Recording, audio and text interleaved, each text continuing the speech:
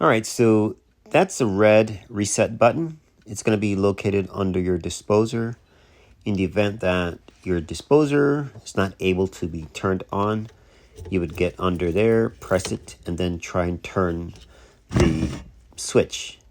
Now, if you turn the switch, you reset it, and it's still not turning, then you might have something caught in it. Right now, under your disposer, you should have like an Allen key. It's shaped kind of like an S, which is a tool. So keep that, and that is what you would use to rotate it in the event that it gets stuck. Don't use lemon or anything caustic that could cause your disposer to rust out. They're not good. Just soap, Dawn dishwashing liquid, rinse it out, pour some ice, nothing that will make your disposer rust out prematurely. This one will be replaced after I noticed it was in the shape it was in.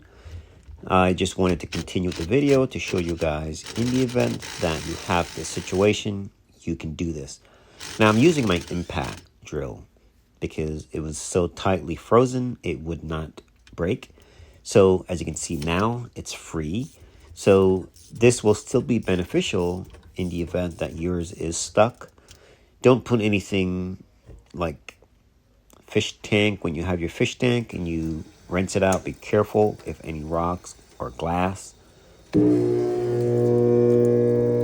not turning. Anything gets in there, pull them out before you actually run your disposer. So this one will be replaced. It cannot be fixed. And as you can see, it is leaking, and it previously was leaking.